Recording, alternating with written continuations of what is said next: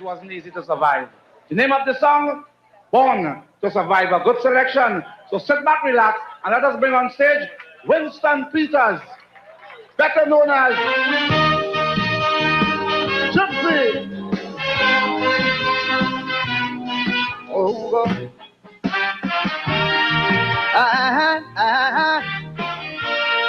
Oh, yeah.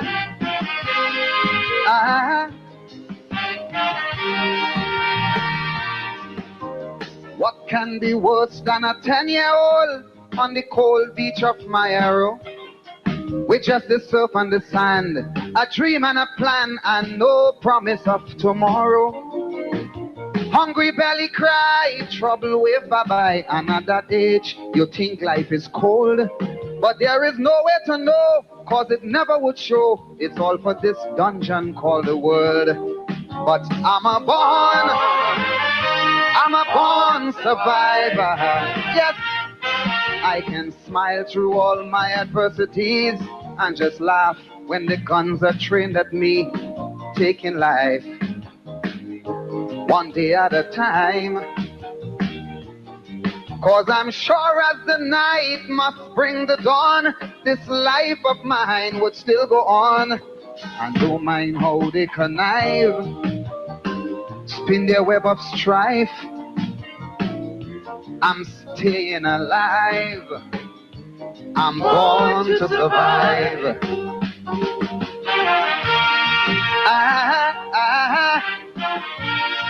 Oh yeah.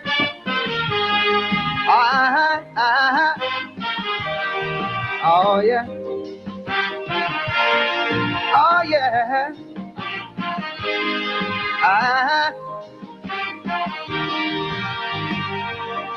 There have been times gone by when I watch mama cry and I know daddy hurt inside. Though he worked like a man, did all that he can, but somehow he just couldn't provide all the things that we need, but somehow we succeed. And those were real trying times indeed.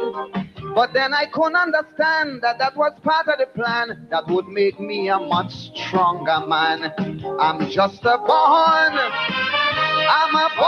survivor. Yes, I can smile through all my adversities and just laugh when the guns are trained at me, cause I'm taking life one day at a time. Cause I'm sure as the night must bring the dawn, this life of mine would still go on. And don't mind how they connive, spin their web of strife.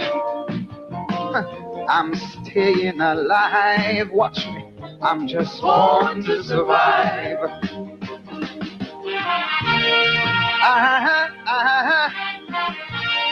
Oh yes.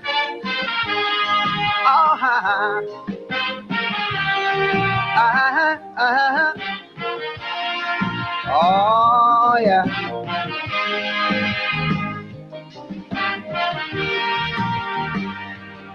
Yes, I've worked to the bone, felt so all alone in places I didn't know too well. Abuse and misuse, that was nothing I chose. Sure, those conditions felt like hell. But hard work do pay, now things are not that way. But success do breeds envy indeed. And although I've done no wrong, you should hear evil tongue working with envy to bring me down. Go on, I'm just a born survivor. Yes, I can smile through all my adversities. Brother, I laugh when your guns are trained at me, cause I'm taking my life one day at a time. Cause I'm sure as the night must bring the dawn, this life of mine will still go on. And don't mind how they connive, spin their web of strife. I'm just staying alive. I was born to survive.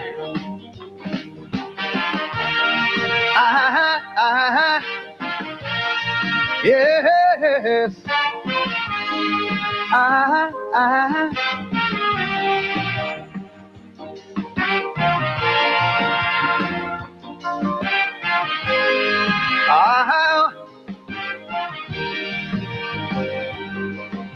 Yes, I cannot hide.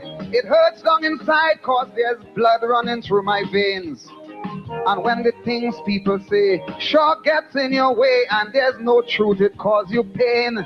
And when the good that you do just never shine through, you wear a smile and you do some more. Cause although hate knows no bound, but love makes you strong, and for your good, your reward is sure. And I'm a born survivor now. I can smile through all my adversities. I'll just laugh when the guns are trained at me. I'm taking my life one day at a time. Cause I'm sure as the night is going to bring the dawn, this life of mine would still go on.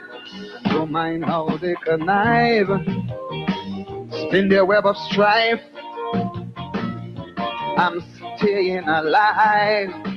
I was born to survive. Yes, I was born. Said I was born to survive. Yes, I was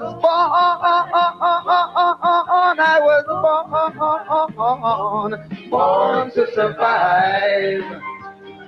Yes, I was born, said I was born to survive. Yes, I was born,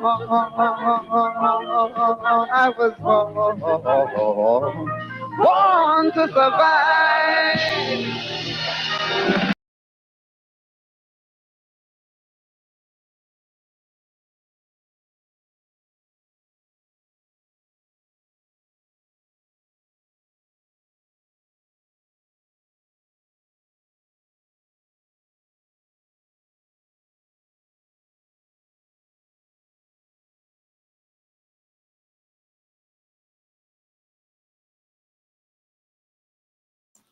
There we go. I was muted.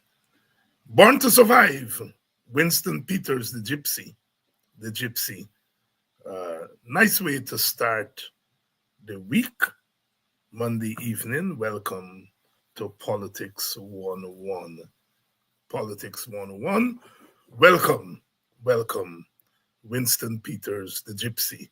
Born to Survive. Survival is part of our DNA. We have survived.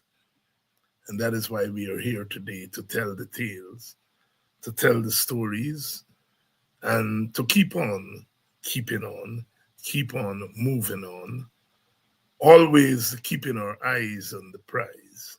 Born to survive.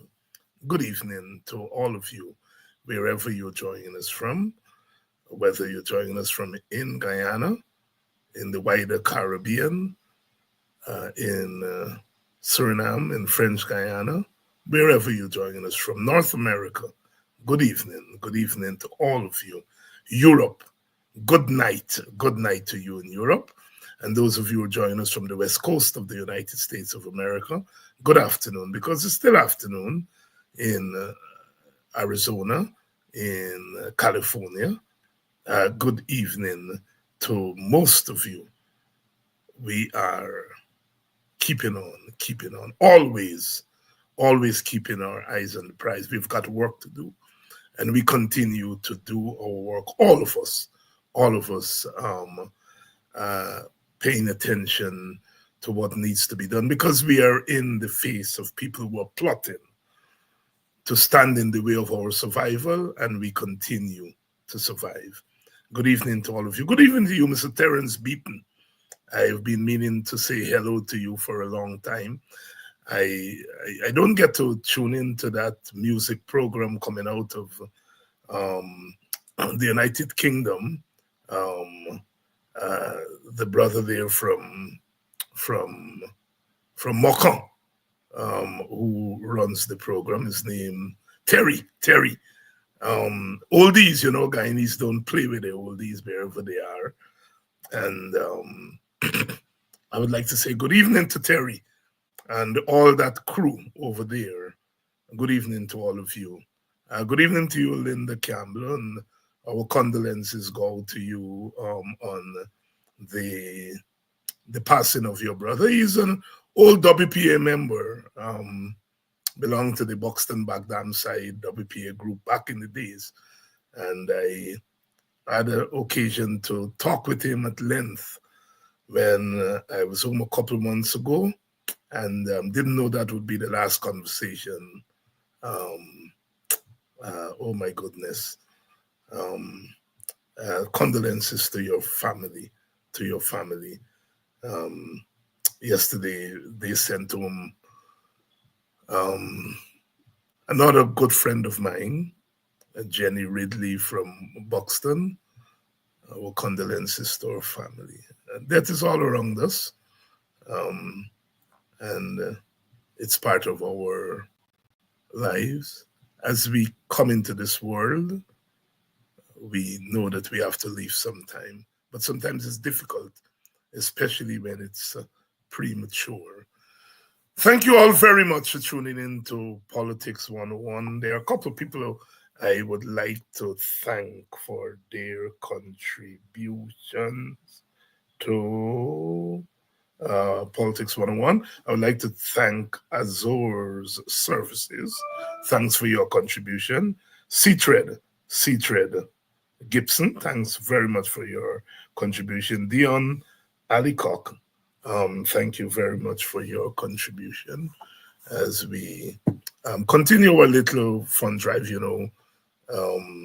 but you all know the story of it goes. You all are in this program that, we have to keep the programs going, and there are sometimes some expenses. So we welcome any little donation. And those of you who have not yet made your donation, please do. I think the Cash App was not working, and I didn't realize that until yesterday or the day before. But it's back working now. These technology, and they're always making changes. So the Cash App is back, and all the information is there on the bottom of your screen. The MMG, for those of you in Guyana, Cash App there, Zelle, etc., etc. Good evening and welcome to Politics 101. All of you, we are so eternally grateful to you because we cannot do this without you. Lots is happening, lots happening. The WPA had its press conference this morning. We dealt with a couple of issues. I will play some excerpts from it shortly. Opposition leader Aubrey Norton spoke at a meeting in Maikoni, I think last night, or the night before. Last night, I think. And lots of flooding, I understand, in Calcutta. Calcutta, Maikoni. And I think that's where, around that area, they held a meeting, public meeting, and the opposition leader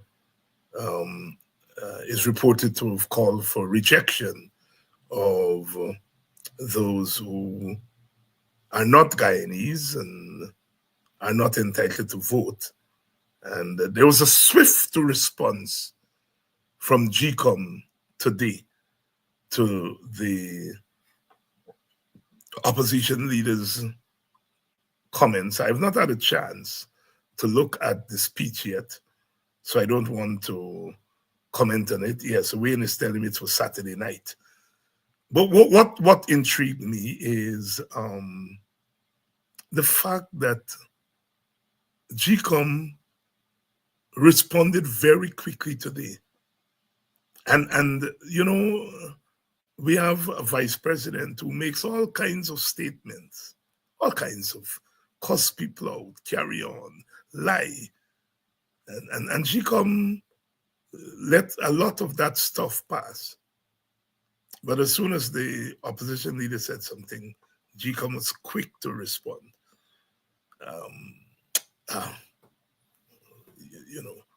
But we have to continue to fight in Guyana. And we are fighting tooth and nail. We are fighting to ensure that the upcoming elections are free and fair, that the playing field is leveled We have to level the playing field, because we cannot have another election that is a disaster. We want these elections to be free and fair because, the PPP has to go. As I said, the Working People's Alliance, our party, had a press conference this morning. I'm going to play you some excerpts from that press conference. We all welcome to the press, to this press conference of the Working People's Alliance. I'm Dion Abrams, and I will be chairing today's press conference. At the head table today, we have Brother Takuma Ogunsei, Brother David Hines, Dr. Hines, David Hines, one of the co-leaders of the party. We have Brother Rohit Kanai, who is also a co-leader. We have Professor Clive Thomas, and there are several issues that will be discussed at this morning's press conference. These issues will be highlighted in the release of the WPA, the press release, which will be read by Dr. David Hines. And so I want to have us rolling right away and have Dr. Hines read the press conference before we move into other matters. Dr. Hines. Thank you very much, Brother Dion. Good morning to members of the media. Dr. Hines, go ahead and read it. Sorry.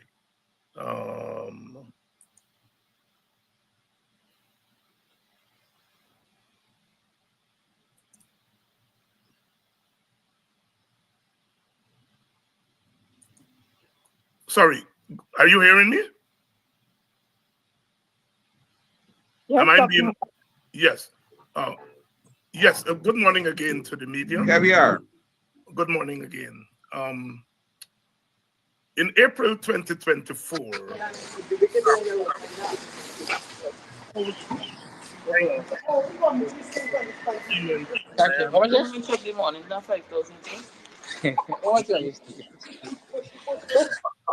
based infrastructure company to meet the urgent energy demand in Guyana. The project involves two separate contracts under which UCC Holding leases a power ship from Car Powership to provide energy to Guyana Power and Light Incorporated, supplying 27% of Guyana's total electricity demand. Car Powership provides UCC Holding with leasing, operation, and maintenance with an initial capacity of 36 megawatts for 2 years. Given what we in the WPF unearthed worldwide, we have unearthed worldwide about the announced Car Powership electricity deal, WPA presumes the government would have prudently done a due diligence on Car Powership to safeguard the public interest. The contrast between the firm's website view of itself and the torrent of corrupt practices leveled against it is stupendous. Against this backdrop, WPA demands the public release of the government's due diligence report and the terms designed to protect taxpayers' funds. WPA reiterates its call on GCOM to do everything within its power to ensure that the upcoming electoral exercise meets the required standards of a free, fair, and credible election. Despite pushbacks from the PPP, WPA continues to believe more, not less, should be done to ensure this outcome. We repeat, WPA continues to believe that more, not less, should be done to ensure this outcome. In this regard, we believe that a clean voters list and the use of biometrics would decrease, not increase, opportunities for electoral fraud. We are therefore dismayed at the PPP's insistence on retaining the status quo, which that party itself, along with foreign observers, have deemed to be below the required standards. WPA notes Vice President Jack Deo's dismissal of our proposal to extend the election deadline if necessary to accommodate the required changes as an attempt to trap the PPP. It is apt to note that the PPP supported a similar proposal in 1990 that delayed the election of that year by almost 2 years. WPA says that the only trap it is interested in is a free and fair election, whereby the rules and the machinery are accepted by all participants and stakeholders. We too are not interested in keeping the PPP in office one day beyond its term.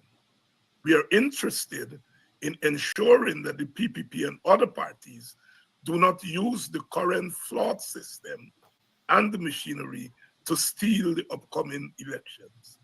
In that regard, WPA prefers to have the government remain in place for a few months to ensure that it does not steal 5 years. WPA therefore asks, why is the PPP afraid of more electoral safeguards?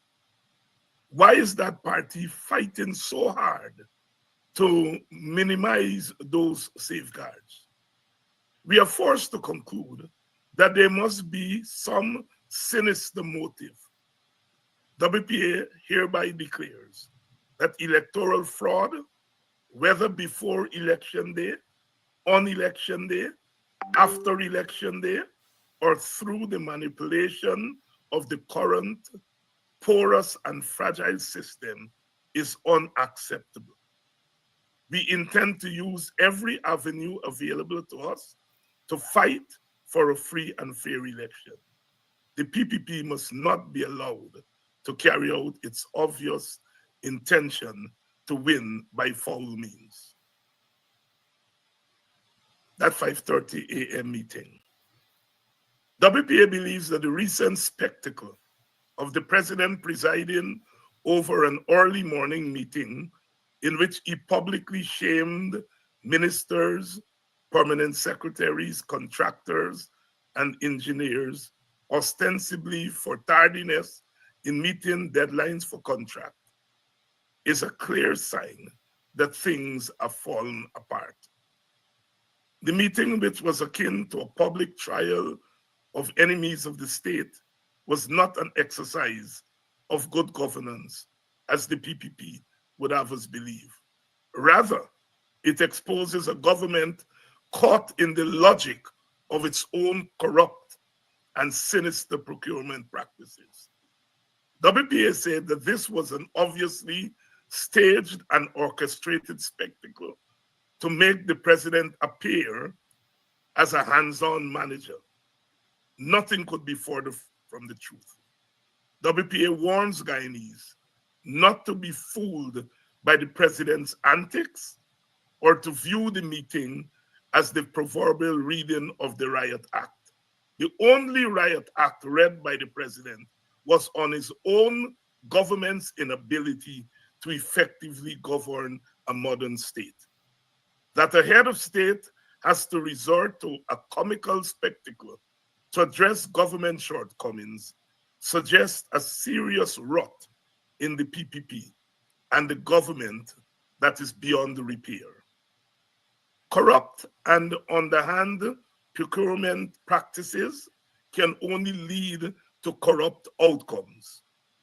The president's attempt to separate himself and his government from the rot in and of the system misses the mark by a long way. The attempt to make contractors the scapegoats for government's corruption must not be allowed to fly.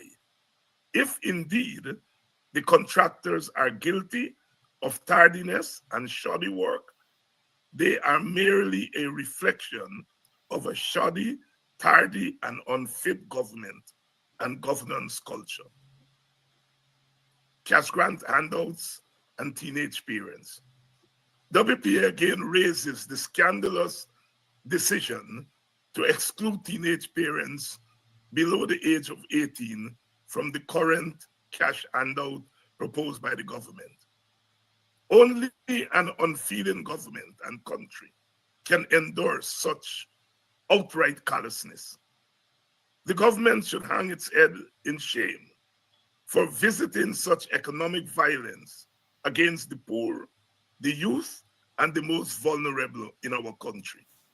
How can you claim to love all the people when you willfully exclude some of them from the country's patrimony?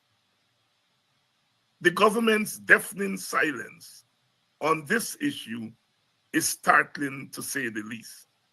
The usually vocal vice president and attorney general have avoided it like the proverbial plague.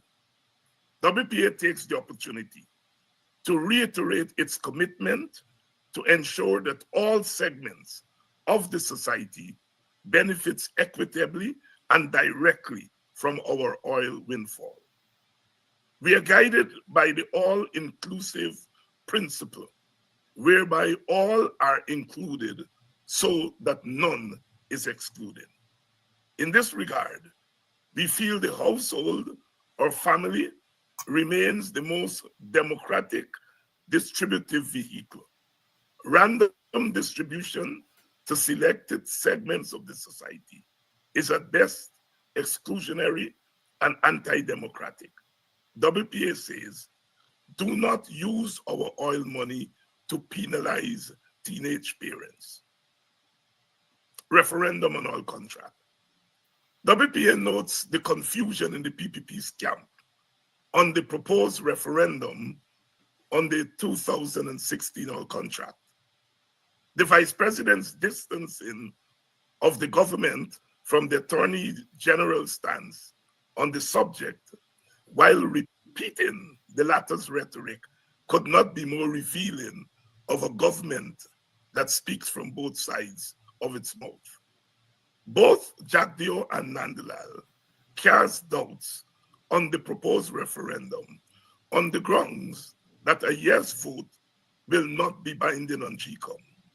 While that contention is true, an affirmative referendum vote would be a potent bipartisan national tool in the hands of a government as it engages Exxon.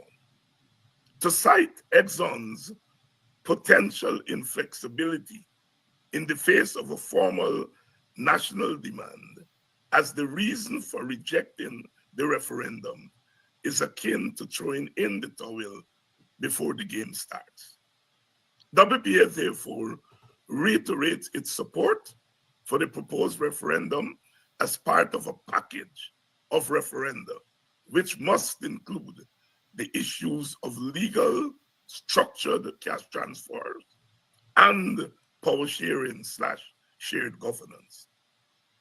WPA has hitherto avoided the public debate on the oil contract, partly because we were not part of the decision making in 2016, and partly because we feel that the renegotiation of the contract should not be discussed in isolation from the distribution of the proceeds that come from it. However, we do not believe it hurts to have the country engage in a mass discussion of the subject via a form of direct democracy. WPA holds the view that substantive democracy should mean that all those who are affected by national decisions should participate in the decision making. Compensation for Quindon Bacchus's family. WPA welcomes the court's judgment of monetary compensation to Quindon Bacchus's family for his murder by an agent of the state. While no amount of money could compensate for the loss of life, we see this judgment as a symbolic victory for the rule of law and the right to life. We hope this ruling emboldens families who have lost members through unjust police action to similarly move to the courts to seek justice. We also hope that the government and the state view this ruling as a signal that extrajudicial killings should be addressed with an eye on its abolition. For too long, Guyana has had to carry this burden. It is a sore on our national psyche that must be eradicated. The PPP government, which have presided over the most extrajudicial killings, especially those of African Guyanese male, should view the ruling as a wake-up call to turn from its bloody ways. Discrimination in coverage of the WPA by segments of the media. WPA notes the repeated non-coverage of its positions on national issues by the state-owned and segments of the privately owned media. This has been particularly acute since 2020. While WPA respects the right of editors and owners to ultimately decide what should be published, we strongly object to discrimination in coverage. In a democratic environment whereby free speech is sacrosanct, all public voices which operate within the ambit of the law deserves media coverage if they so seek. State-owned media are subsidized by the people's taxes and patrimony, while the privately owned media benefit from advertisements from the government. While WPA does not expect positive coverage from the state media or from the PPP-aligned media, it feels that the state media, in particular, should give coverage to all parties. WPA notes that some privately owned media criticize the state media for such practice while engaging in the very behavior. WPA is aghast that one privately owned independent media house, the Stabroek News, for example, repeatedly ignores our press statements, even as it gives extensive coverage to other parties on the same issues addressed in our releases. WPA views this as naked bias and discrimination.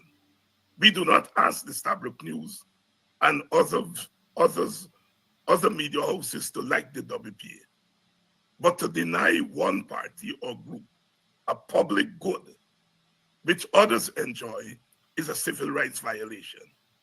WPA therefore calls on the state-owned media, the privately owned media, and the Guyana Press Association to treat this matter with some urgency. End of statement. Thank you.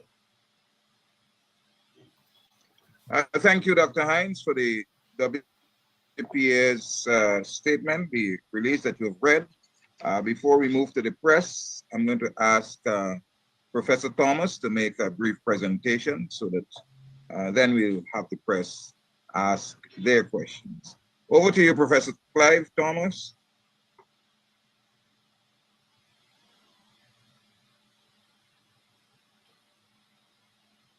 Professor Thomas? On mute, and your video is also off.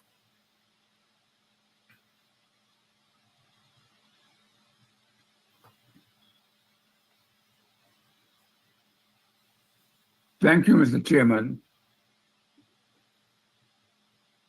My remarks are going to be centered on trying to elaborate on some aspects of what David said. First of all, I'd like to make it very clear that we are against a lot of these behaviors that he's talked about, largely because we are afraid that the government is trying to normalize anti-democratic behavior in the way in which it governs the country. There can be no binding forward contracts. The last attempts to do that historically has been through the indenture system, and more recently and for more prominence, the slavery system of bondage. You can't tie to a contract parties to be forever bound into the terms of the contract. So every contract is recognized in every country in the world as universally subject to the possibility of change. So the fact that the government would argue in defense of our claim that we should be looking at a change in the contract through a referendum is in itself an insult to that tradition, because what we're trying to do is to exercise the democratic aspect of every single contract, that it cannot bind people forever into eternity. It has to be subject to change as long as the parties agree. To repeat it is only to try to make a defense for Exxon. And we would think that the government has other interests to protect other than to exercise and make claims about the primacy of Exxon's position. The second thing I want to draw some attention to is that the electricity contract that the government has signed with a company which, if you were to look at its website, is full of glowing remarks about how wonderful it is, how much it can do to supply the need with the electricity. It boasts about its ability to carry electricity and energy to the whole world. It makes a lot of these boasts. But when you look at the actual record of that company, it is one of the most devastatingly negative portrayals of the behavior of a company that is involved in a public good, like supplying energy to poor states. It operates on every continent. I was about to say except Latin America, but it does operate in Guyana and Cuba. But it operates mainly in Europe, Middle East, Asia, and lots of countries in Africa, about 20 of them. Anybody get into a serious negotiation with that company, but through any sort of cursory research, discover that that company has one of the most distasteful reputations for an energy company in the world, not only by the type of fuel that it uses to cause environmental hazards, but by the behavior of the ownership, the management, and so forth. Every perceivable crime that a multinational can commit, they have been accused of committing. And we have a paper which we can make available to any of the people who might want to have it in the audience who are representing the media today, where some of these things are portrayed, a significant amount of it. But these are only the toppings of what is really the basis material that we have on a company. To find out more about it, you have to go to the daily papers of all the countries where they operate, to the court proceedings of the many court trials that they've had, both nationally and internationally. And that is going to take some effort. But every country knows that is the case. And what people normally do is to get a due diligence done in the operations of the companies that you are going to deal with, pay for it. And there are many consultants around the world who prepare these and sell the data to the government. And on that basis, the government can make a decision. So the government can't come and tell us now that they didn't know all about this, about the company, because we negotiated with them for years. So we are asking, therefore, that the due diligence studies that they have done be made public, because we can't believe that they haven't done any. And based on the principle and the normal expectation of what a prudent government should do or would be doing, we're asking that they make that available to the public as a whole and to WPA, where we can develop our thesis about how we should deal with the electricity problem more in a more systematic way. We are, of course, concerned, and we have mentioned that at the last press conference, that the electricity, like some other problems that we have in Guyana, including oil and gas, the election reform, GCOM, and there's some problems of governance which cannot be solved in one generation of a particular government.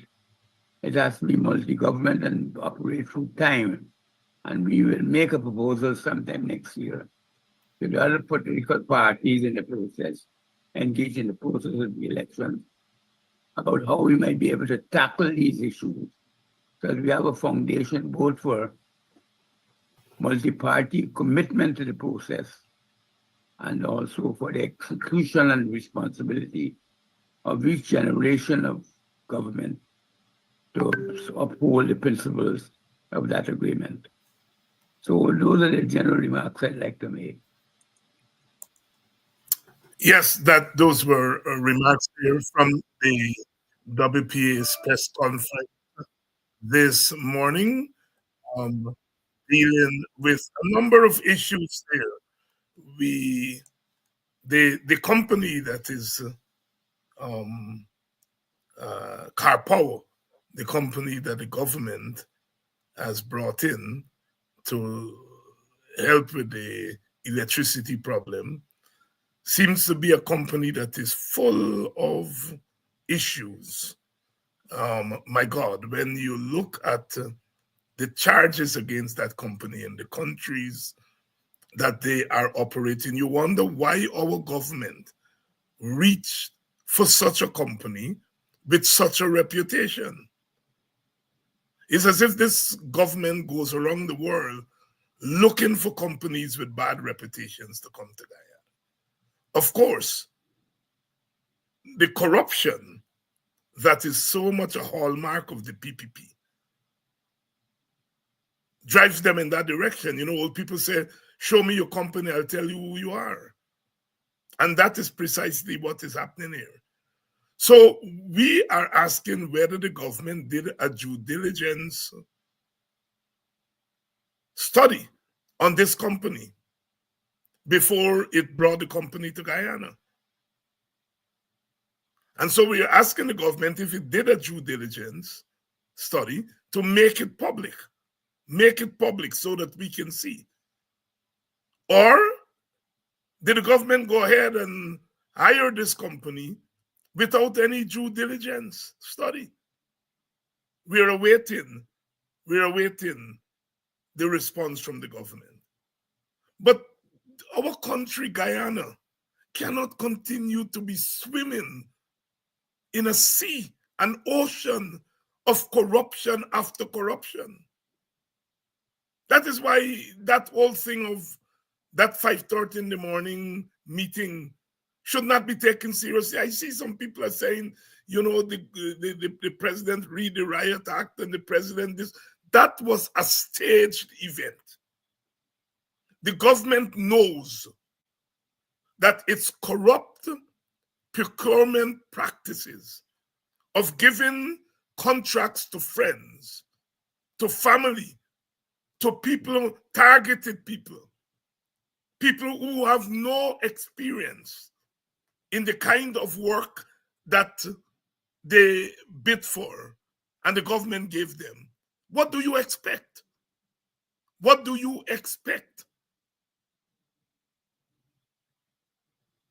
If you go to crab dance, your skin got to get mud. If you dealing up with corrupt procurement practices, if you are bringing in people and giving them a couple dollars in order to try to buy their votes, that is what you end up with. And so to bring the contractors and engineers there and try to blame them for the shoddy work, I think is the unkindness cut.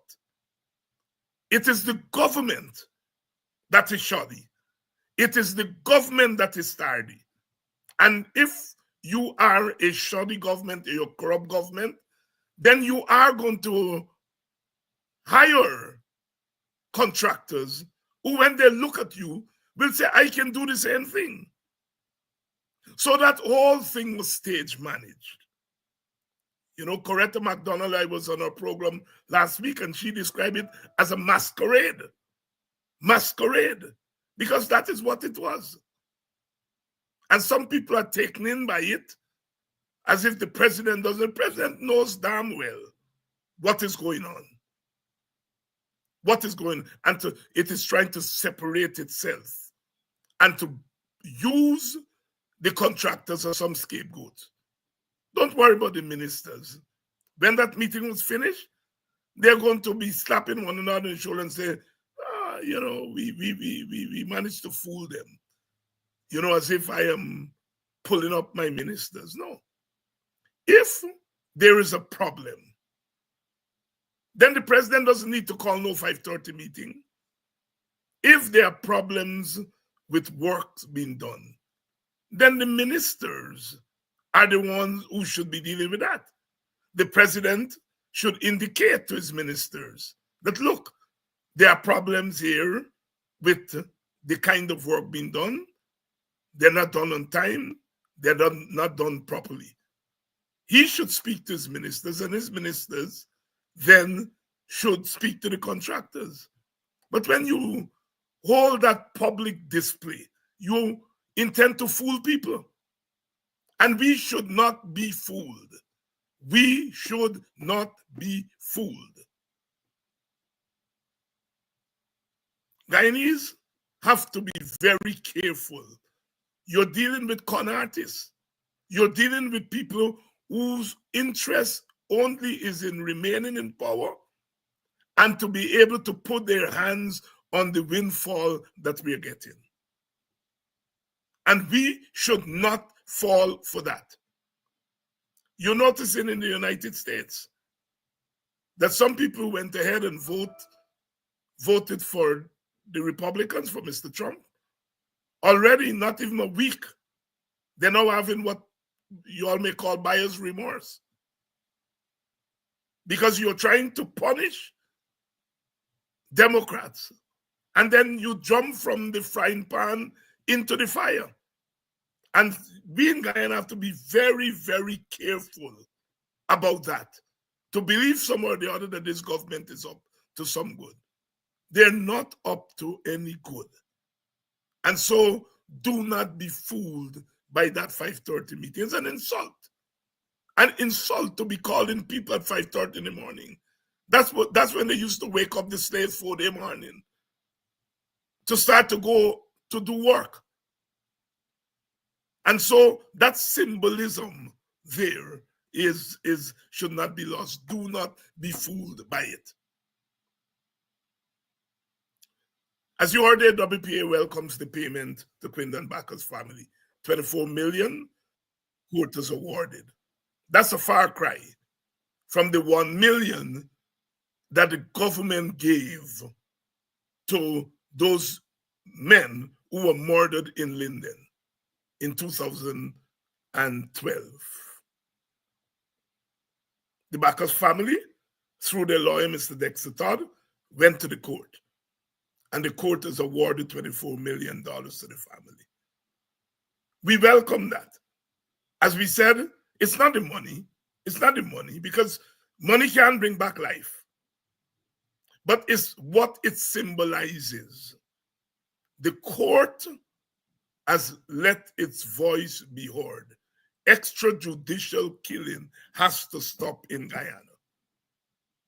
I heard Jack Diol push back against Nigel Hughes. According to him, Nigel Hughes said they've murdered 1,200 men, mostly African-American men. Now, I don't know whether Nigel Hughes said that number, but Jack Diol said, Nigel Hughes said 1,200. And he's saying it's not 1,200, it's 400.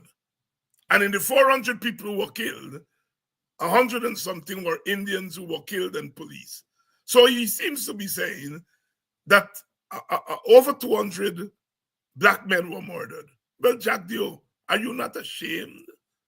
Whether it's 1,200, 200, 100, whether it's 2, your government has bloody hands. And you are sitting there and you are arguing over the number. If it's one young man was killed, that's too many. And you are sitting there saying, it's not 1,200, it's 200. As if some or the other, that makes it better. The PPP government has no respect for life. No respect for life. And so we therefore welcome that award by the court. And we hope that the families of people like Orrin Boston and Peter Hendy and others who were murdered by the police should go to court and demand, ask the court for settlement. As I said, it's not the money. It's not the money. But it's about the right to life. And we hope the ruling of the court is a deterrence against extrajudicial killing of mainly African Guyanese young men. It has to stop. And so therefore, we welcome that ruling, we welcome it, and we hope it serves as a deterrence. We saw Mr. Calvin Brutus went back to court today. This time he didn't wear his police uniform. He wear his suit and tie. And they've pressed more charges on him and so forth. Again, this is not about Brutus. This is about how the PPP is corrupting the institutions of our country. In particular, the targeting of black people, black men, black women to corrupt them. Waving before them money, and they're falling for it. Now, these are allegations against Calvin Brutus. We want to make it clear. The court has not pronounced on these charges against Mr. Brutus. We want to make that very clear. It's allegations. But these things are worth paying attention to, because that is what the PPP is doing. It is seeking to select some black people and to corrupt them. And some of our people are falling for it. And so we want to say to you all, beware. Because when they corrupt you and their backs are against the wall, what do? They throw you under the bus. And if they can throw Brutus under the bus, think about those of you who they're giving a little car here, a little 2 million here. They will throw you under the bus in the twinkling of an eye. And so I'm saying to black people, especially young black people, be very careful about what you all are getting into, and do not fall for what the PPP is doing. I don't have any problem in people who want to join the PPP out of conscience or whatever. People are free to join whichever party they want. That is not my business. But the PPP is not interested in members. They're interested in corrupting black people, and to turn black people into agents against opposition parties. And some of our young black people who are not armed with the kind of institutional knowledge are falling for it. And we are appealing, stop it. Again, in the United States, some of our African American men voted for Trump purely out of individual thing. They figured, well, Trump, is going to make them rich. Trump has no interest in making black people rich. Jack Dio has no interest in making black people rich. Absolutely not. Jack Dio's interest is in peeling off some black men, give them a couple of dollars, and to use them to go kill their brothers and sisters, to use them as slave catchers. And that is what we have to guard against. We have to guard. And so we have to talk to our young people. We have to talk to our young people. We have to keep them from falling for that trap. Talking about traps, Jack Dio said that the WPA is setting a trap for him. Because we said, look, if you are saying time does not permit you to put in place biometrics and to get a clean voters list, we are saying that if it comes to that, we are prepared to support a short period of time beyond when elections are due so that these things can be put in place. We rather give up a couple of weeks or a couple of months so that we can get a clean election machinery than to rush to an election without a machinery and we lose 5 more years to the PPP. So Jack Dio is saying WPA is setting something. We are setting no trap for him. We are very clear.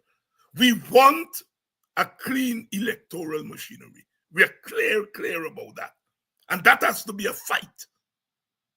People are asking us, at the press conference this morning, we were asked whether if we don't get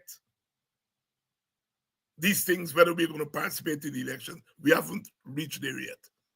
And in any case, in our thinking, and judging from what I'm hearing from the AFC and the PNC, we are assuming that we will get biometrics and we will get a clean voters list. These things do not come without pressure. They do not come without pressure. And over the last couple of weeks, we have upped the pressure. All the opposition parties are now speaking with one voice. In fact, on this matter, we now have what is called the joint opposition parties. The AFC, the PNC/APNU, and the WPA. We are meeting on this issue of biometrics, clean voters list, and an impartial GCOM. I know people would want us to meet to talk about a coalition and all of that, but we are not there yet. We are at least coordinating on this issue of a clean electoral machinery. And that is a very important step so that we speak with one voice on this issue. We are saying biometrics, yes. A clean voters list, yes. Impartial GCOM, yes. And we are keeping our eyes on the prize. Our eyes on the prize. And we want you, our supporters, to help us to up the ante. I noticed the Tuesday demonstration in front of GCOM is now attracting more people.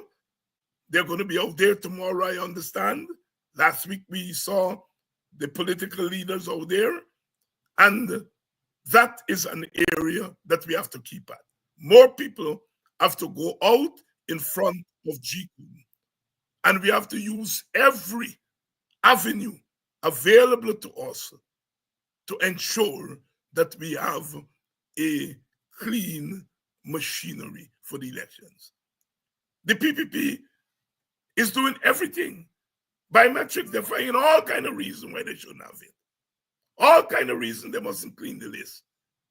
In fact, they're saying that our call for biometrics is a backdoor to a clean voters list. What is wrong with a clean voters list, whether it's through the back door or the front door? The PPP is not interested in a clean voters list. And we have to push them there. So the pressure is the order of the day. Pressure is the order of the day. And the WPA, as you notice, is playing its role in helping us to get there.